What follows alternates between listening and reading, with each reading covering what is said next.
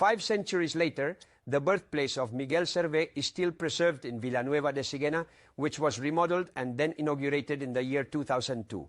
Montse Foguet will accompany us through this building, today turned into an interpretation center for understanding the life and work of this Aragonese scholar and the headquarters of the Institute of Sigenense Studies, Miguel Servet. We are already in the entrance courtyard of Miguel Servet's birthplace. It is a large courtyard with a cobblestone floor. These floors are typical in Aragon.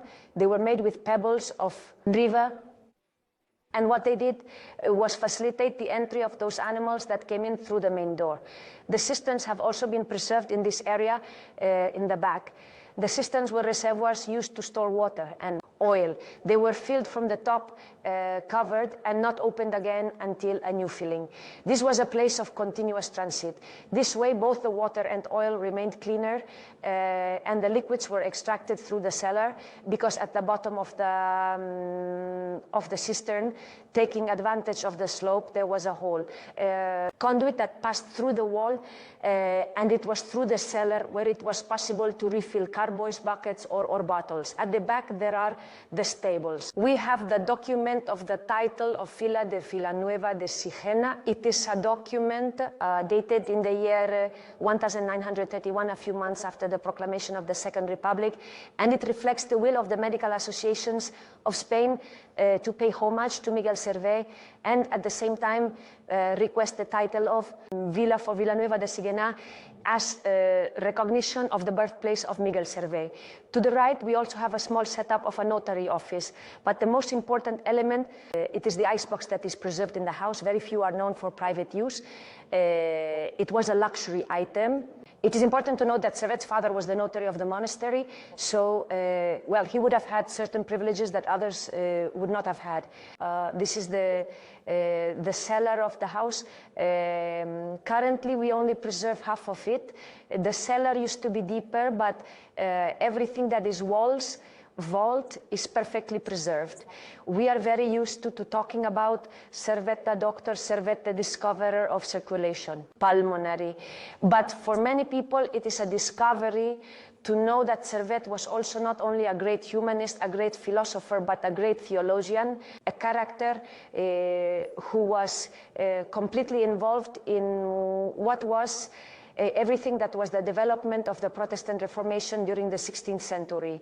The discovery for many people is that Servet was ahead in what is modern thought, in the struggle for freedom of conscience and expression, and well, it is something that from the 18th century, the age of enlightenment, the age of reason, some thinkers are already starting to appreciate about Servet. They talk about Servet, criticize Calvin for having killed Servet because of his ideas, and from then on he is considered a pioneer in the struggle for individual freedoms, no? The place where we are is the old stables. Nowadays, as you can see, it is used as a conference room. In these old stables, the old press is preserved, the wine press where wine was made.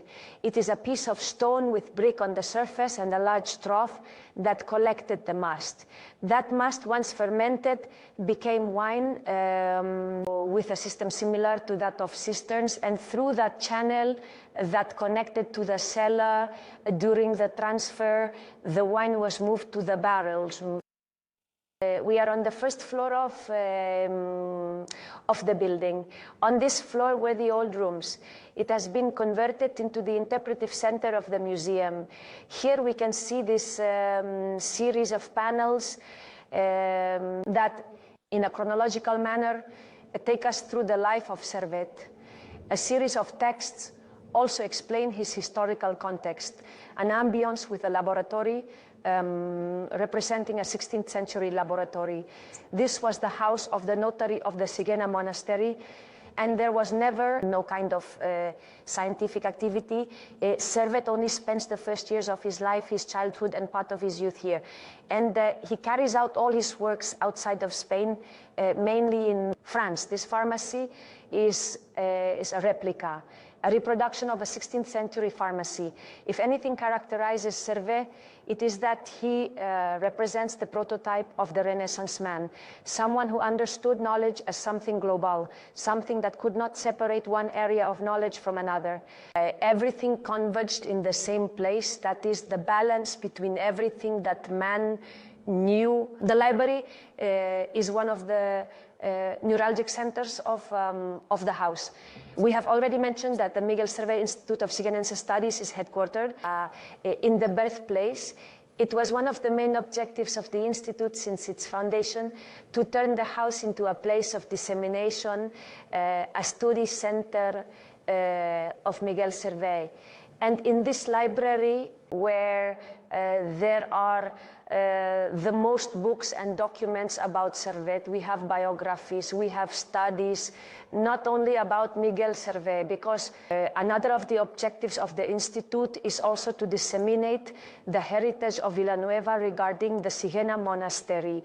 Therefore, part of the library also dedicates its work to the monastery.